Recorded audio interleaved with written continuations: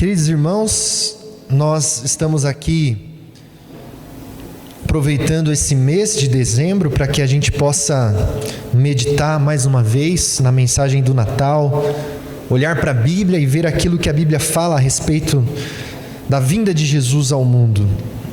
E nós estamos olhando então para a palavra de Deus conforme narra o evangelista João, nos apresentando a Jesus, a esta pessoa maravilhosa. Na semana passada nós lemos do capítulo 1 e lemos os versos 1 ao 5, e hoje nós vamos continuar com a leitura do Evangelho de João no capítulo 1. Nós vamos ler dos versos 6 ao 13. João capítulo 1, dos versos 6 ao 13.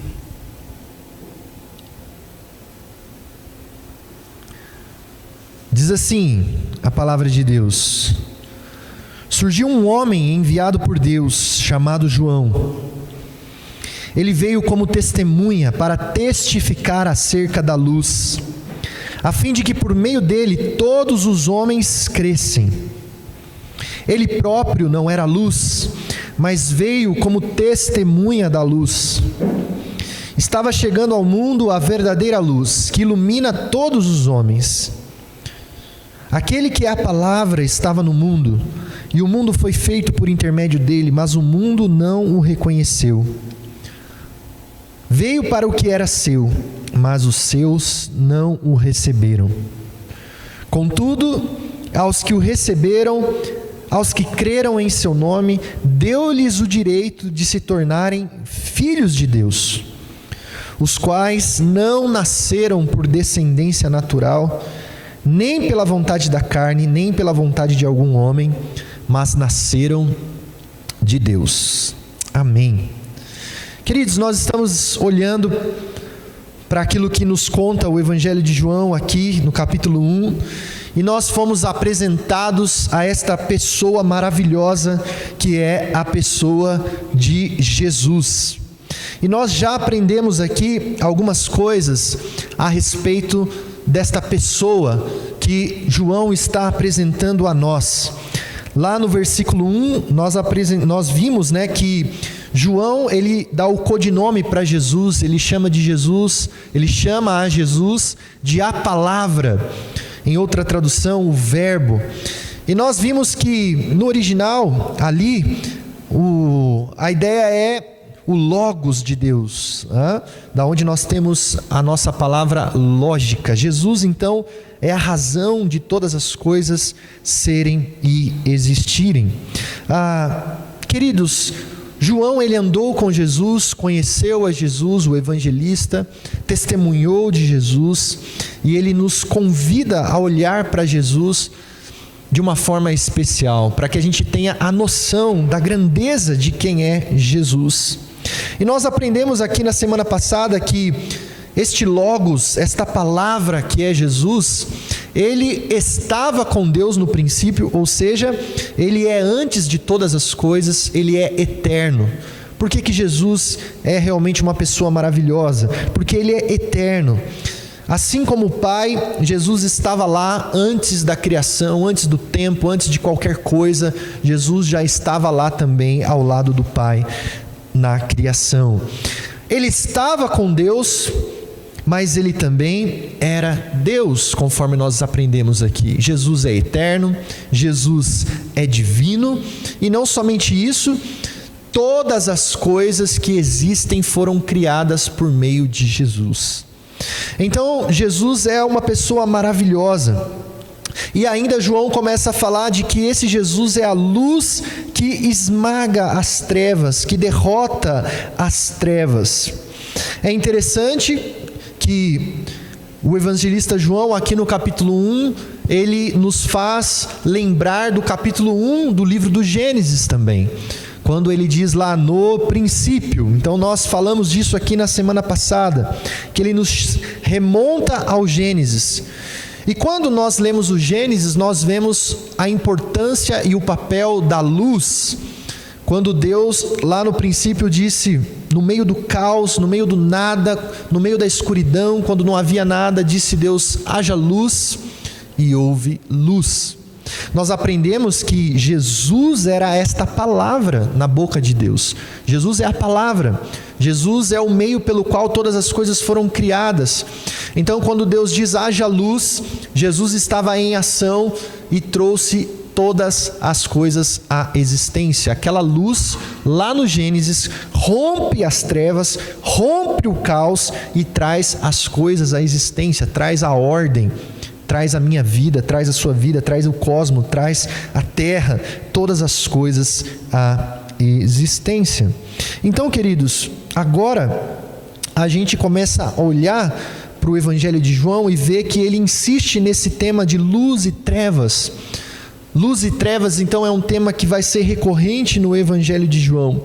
Mas agora, as trevas aqui no Evangelho de João não é mais aquela trevas do Gênesis, quando havia só o caos, quando havia só a escuridão. A terra era sem forma e vazia, diz o Gênesis. Havia só caos, só escuridão. E Deus então rompe a escuridão e o caos por meio da sua palavra, que é Jesus, e a luz esmaga as trevas e traz o mundo à existência. Mas ainda há uma escuridão que perpetua no meio da humanidade. E a escuridão, ela é a realidade do pecado que cega os homens e que endurece o coração do ser humano. Então olha que interessante, quando nós olhamos para o Gênesis, nós vemos Deus criando todas as coisas. Nós aprendemos que Jesus estava lá e que Ele era esta palavra criadora na boca de Deus. Se prestarmos atenção no Gênesis capítulo 1, nós vemos que o Espírito Santo também estava lá. Porque diz lá o Gênesis, comecinho, dizendo que o Espírito de Deus pairava sobre a face das águas. Então, na criação, nós vemos essa trindade, que nós conhecemos bem, o Pai, o Filho e o Espírito Santo agindo e trazendo todas as coisas à existência. Mas apesar de o Pai, o Filho e o Espírito Santo agirem de modo tão especial, trazendo todas as coisas à existência, e quando a gente lê o Gênesis com atenção, a gente vê a beleza da narrativa, ou seja, a terra era um lugar inóspito, a terra era um lugar inabitável, só havia caos e escuridão. A ideia é que era impossível haver vida na terra, mas a Trindade agiu e trouxe todas as coisas à existência, e não somente isso, plantou um jardim e colocou o homem no centro do jardim. Essa é a narrativa do Gênesis, ou seja, Deus agindo em favor do homem, para o benefício do homem, querendo abençoar o homem e colocando o homem no centro do jardim e dizendo que o homem é a coroa da criação de Deus. Então, é algo realmente maravilhoso. Mas quando a gente lê o Gênesis 3, e você conhece bem, você vê então que o homem tem uma atitude de ingratidão para com Deus. Apesar da ação de Deus em favor do homem, o homem rejeita a Deus, vira as costas para Deus, e aí ele cai em trevas, ele cai em escuridão. Agora então o Evangelho de João está tratando dessa realidade. Os homens estão em trevas espirituais. O homem está vivendo ainda no mundo de Deus. O homem está trabalhando, casando, tendo filhos. Ele ainda desfruta do mundo de Deus, do mundo que Deus criou, mas ele está em rebelião contra Deus. Ele está na escuridão do pecado e ele está vivendo na dureza do seu coração. Então, nós podemos ler o Gênesis 3 a partir de uma perspectiva, da ingratidão de Deus. Como que o homem pôde ter feito essa escolha de rebeldia contra Deus, ter virado as costas e ter escolhido agora viver de modo autônomo, viver na dureza do seu coração, rejeitando a vontade de Deus. Então, queridos, a gente percebe claramente essa ingratidão do homem lá na narrativa do Gênesis. Eu não sei você como pai ou como mãe, se você já experimentou a ingratidão do seu filho.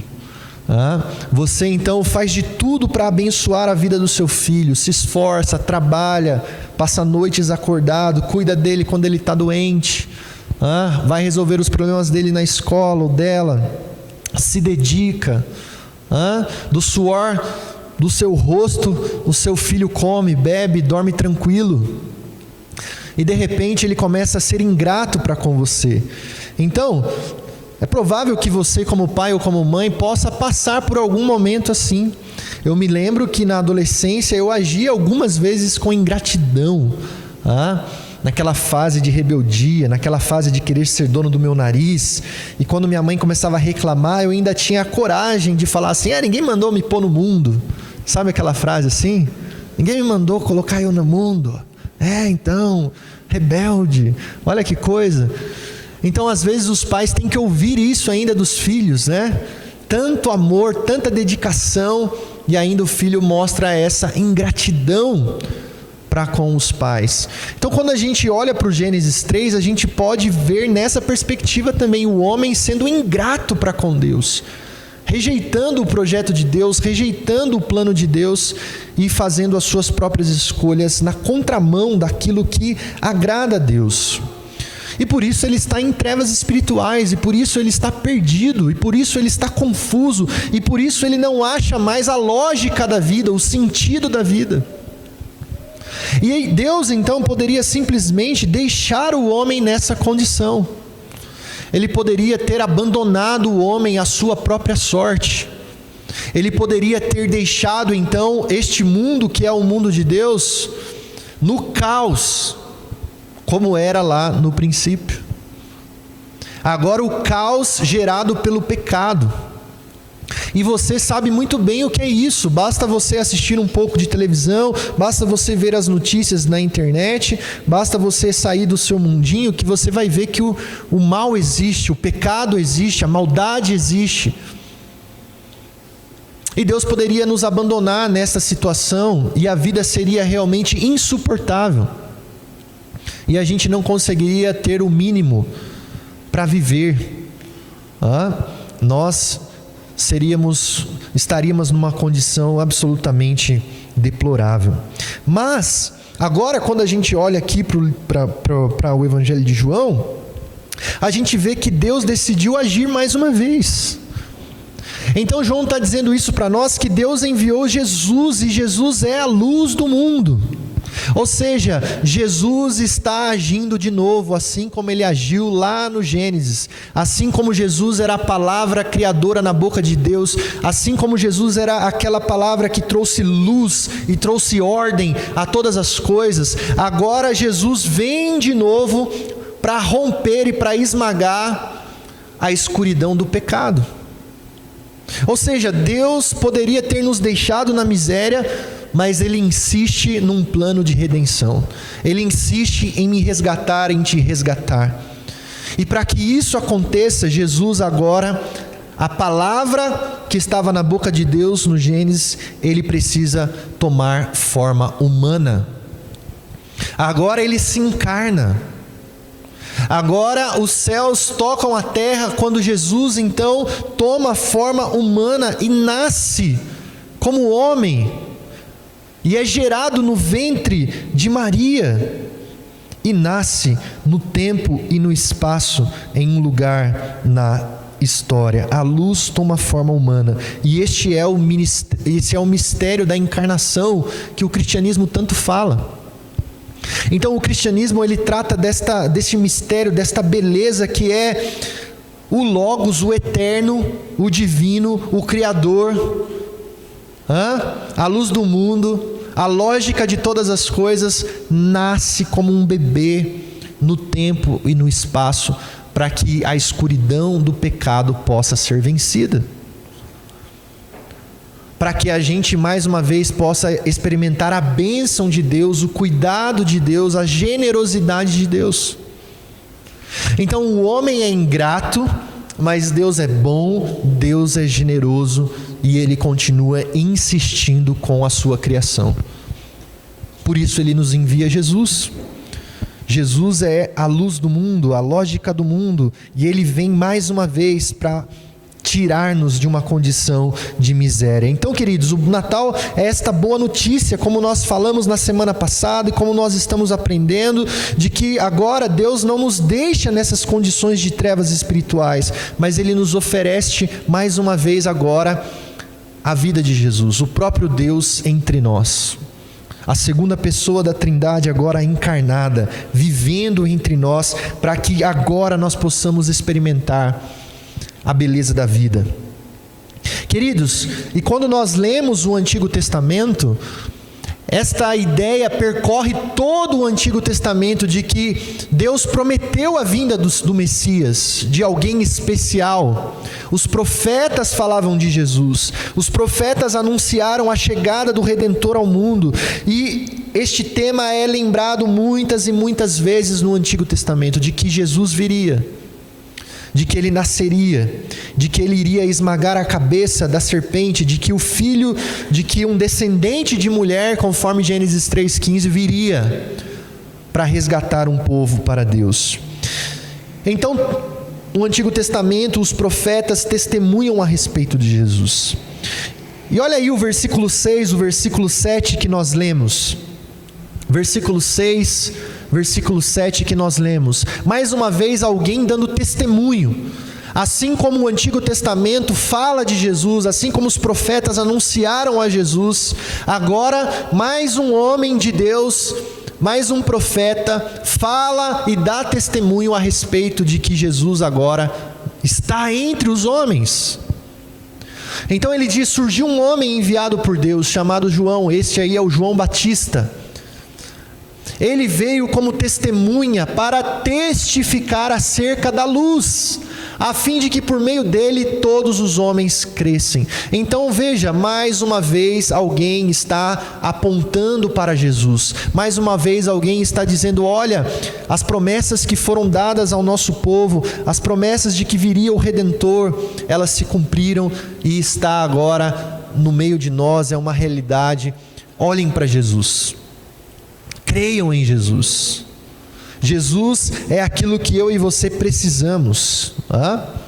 Então aqui, o Evangelho de João resgata mais uma vez essa ideia de que alguém está apontando para Jesus. Alguém está dizendo que Jesus é aquele que nós precisamos. Então, queridos, finalmente chegou o grande dia. O Eterno humilhou-se, tomou forma humana, nasceu entre nós, Ele está no meio dos homens, Ele veio como um de nós. Ele então agora começa a experimentar a vida de um ser humano comum, né? Ele cresceu junto com seus irmãos, ele era amado pela sua mãe, pelo seu pai, ele aprendeu a profissão do seu pai, ele brincou com outras crianças, viveu a vida como eu e você gostaríamos de viver, sem pecado. Ele foi o único que conseguiu viver assim, de fato conectado com o Pai 100%, sem desobedecê-lo e sem pecar. E agora, por volta dos 30 anos de idade, esse homem especial vai começar o seu ministério. Encarnado no meio dos homens, ele vai começar a proclamar a verdade. Então, queridos, chegou o grande dia. Jesus está entre os homens. João Batista vai o batizar e vai dizer: olhem para ele, creiam nele. E Jesus começa o seu ministério e ele faz coisas maravilhosas que mostram que ele não é um homem comum. Porque Jesus, depois de batizado e depois de iniciado no seu ministério, ele vai curar as pessoas, ele vai ensinar com autoridade, ele vai expulsar demônios, ele vai ressuscitar os mortos, ele vai perdoar os pecados das pessoas.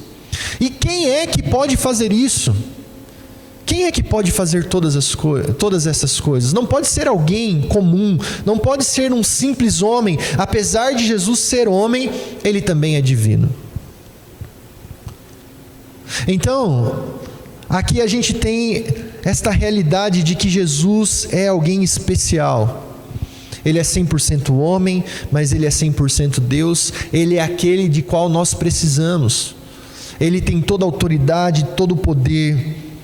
para realmente nos livrar de uma terrível condição de miséria.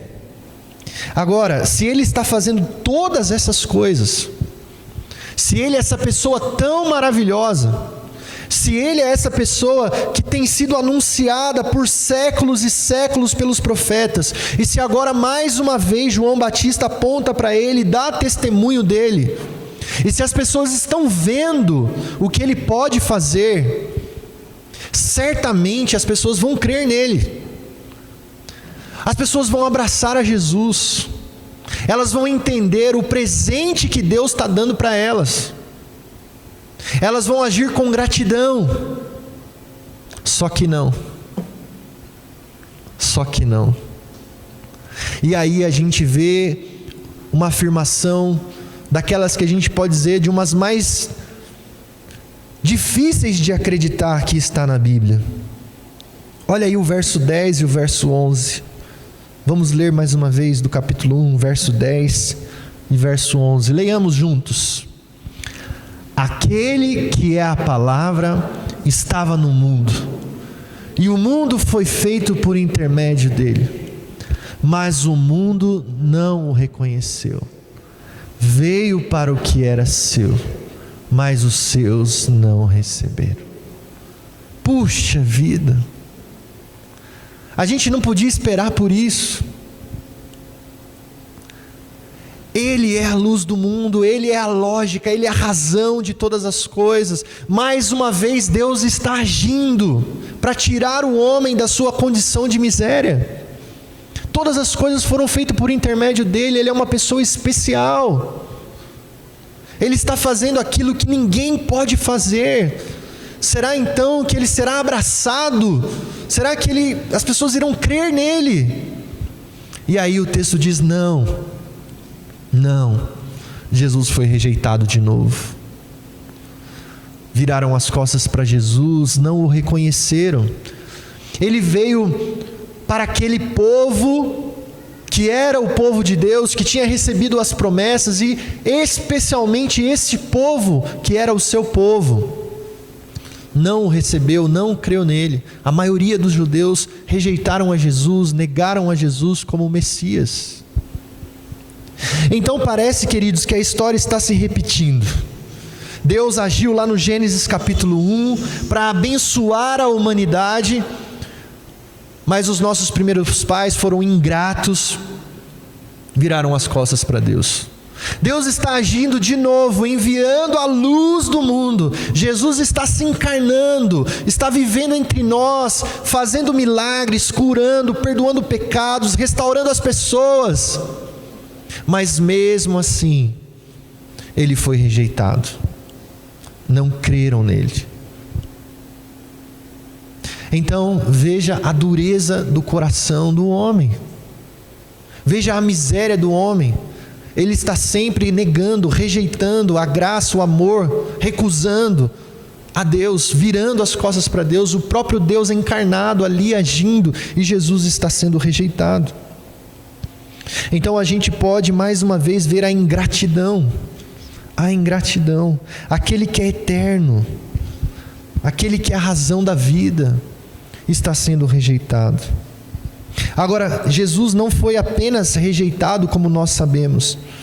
Eles não só não receberam a Jesus, eles não só não reconheceram a Jesus, mas eles odiaram a Jesus. Odiaram a Jesus e quiseram matá-lo, e assim o fizeram. Mas que coisa, que difícil isso. Então o homem, ele, por causa do seu pecado, por causa das suas trevas espirituais, ele faz isso. Ele nega o presente de Deus. Eu ouvi essa parábola essa semana e ela faz muito sentido para aquilo que a gente está conversando aqui hoje. Conta-se uma história que ocorreu no Velho Oeste, de um criminoso que começou a colocar o terror nas pequenas cidades do Velho Oeste. Assalto a bancos, arruaças, mortes. A fama dele se espalhou e a cabeça dele foi a prêmio. Então conseguiram capturá-lo. Mas quando capturaram ele, ficaram surpresos, porque ele era muito jovem. E as notícias que corriam, em cada hora alguém falava de um jeito, e todo mundo achava que era alguém, muito experiente. Mas era apenas um jovem, mas que tinha adotado uma vida de crimes. Por causa dos seus crimes, ele foi sentenciado à forca, à morte. Foi para a cadeia e estava marcado o dia em que ele seria enforcado. Mas algumas pessoas ficaram reflexivas, mas era apenas um jovem, ele poderia ter mais chance, ele poderia mudar de vida. E começou um movimento então para livrar a vida daquele jovem.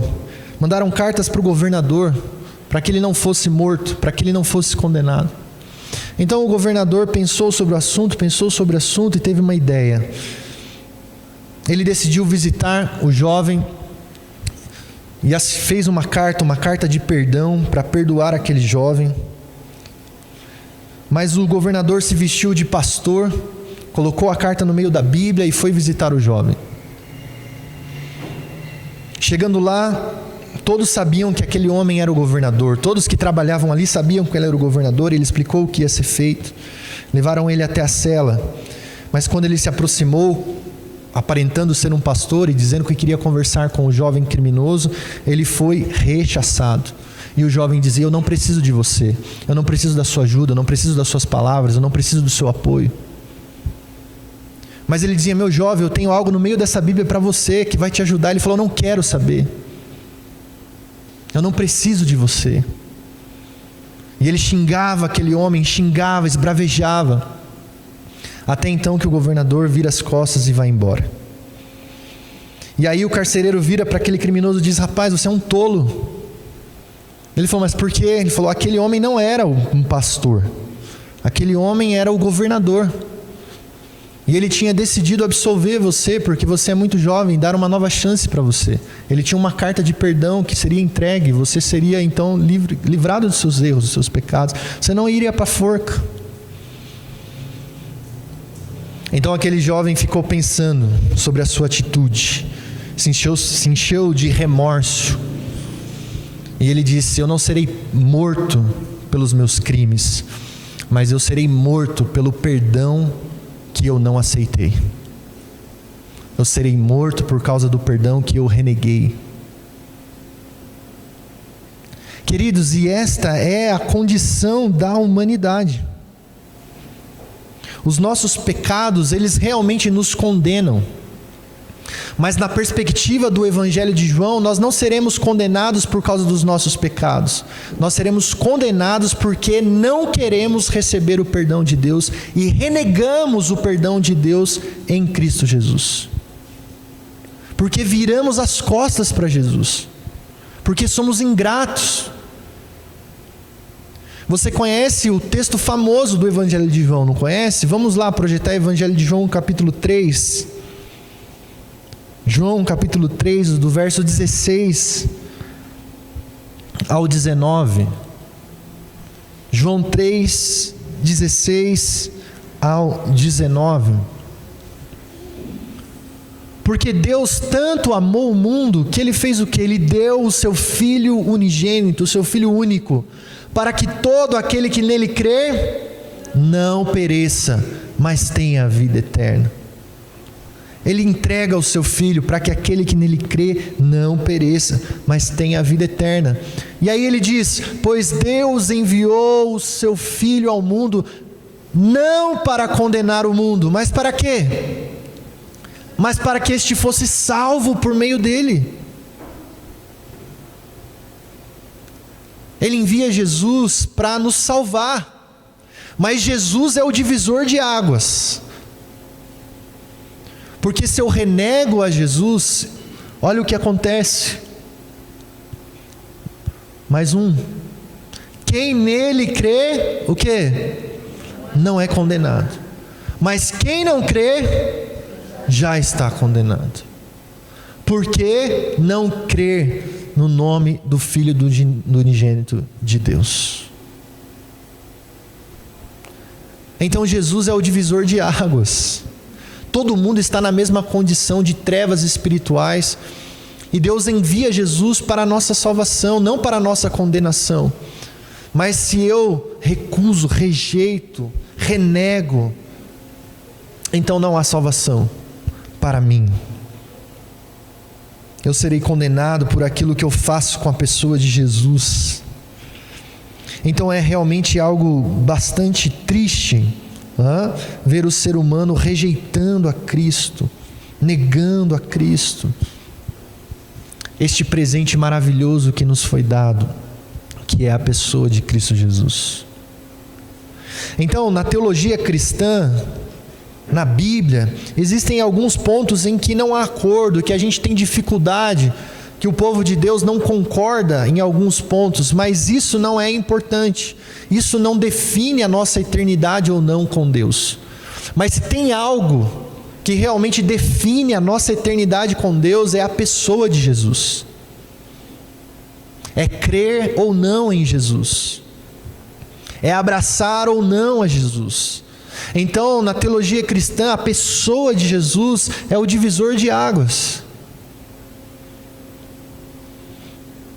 É Ele que define a minha eternidade com Deus.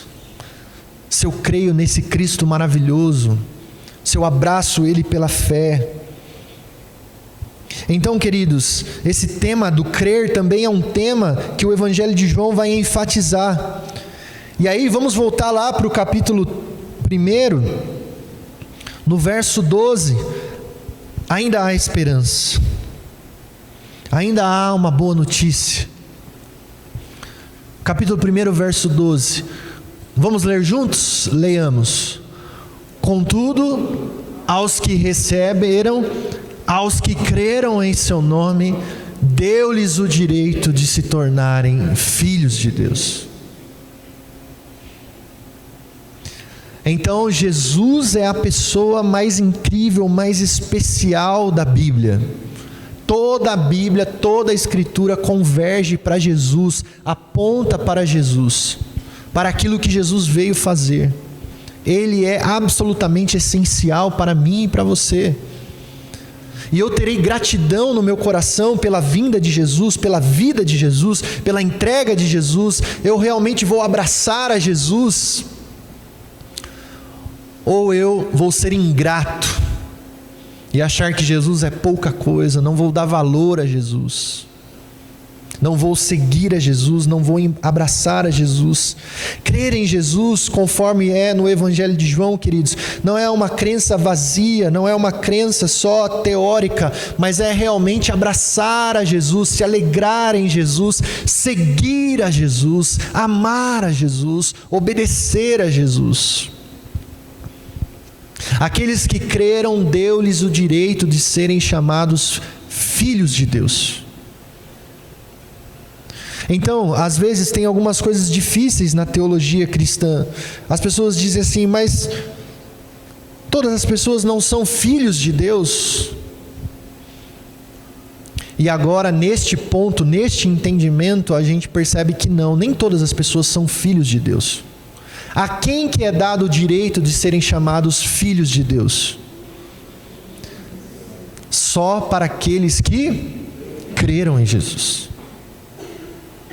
Nesse sentido espiritual, só é filho de Deus quem creu em Jesus. Por que isso? Porque Jesus é o único filho legítimo de Deus. Todos os outros são rebeldes. Jesus é o único filho obediente, 100%. Não há pecado, não há falha, não há mancha. Jesus é o único filho legítimo de Deus. Para que eu também me torne filho, eu tenho que ser adotado. E para que eu possa ser adotado na família de Deus, eu preciso crer no Filho, abraçar o Filho, amar o Filho, seguir o Filho. E aí é me dado o direito de ser chamado filho de Deus. É só assim que nós nos tornamos filhos de Deus. E mais uma vez nós estamos no Natal dizendo a respeito de quem é Jesus, do presente que nós recebemos. A vida de Jesus. É por meio de Jesus que nos é dado o direito de sermos chamados filhos de Deus. Então, queridos, que você possa abraçar a Jesus, amar a Jesus, servir a Jesus, seguir a Jesus. Não seja ingrato para com o Deus Criador. Não trate Jesus como algo que não seja precioso para você. Coloque Jesus como alguém precioso para você, na sua vida, naquilo que você faz. Olhe para Jesus, aprenda com Jesus, siga Jesus. Ele é de fato o centro das Escrituras. O Espírito Santo de Deus quer que olhemos para Jesus. É ministério do Espírito Santo apontar a Jesus, lembrar a nós do que Jesus falou. Porque a salvação está em Jesus. Que neste Natal você possa se alegrar em Jesus e pela vida que você recebeu em Jesus, porque de fato Ele transforma o meu caráter, o seu caráter, e Ele nos inclui na família de Deus. Aqueles que creram, foram-lhes dado o direito de serem chamados filhos de Deus. Amém? Vamos ficar em pé, nós vamos cantar mais uma vez. Jesus Cristo mudou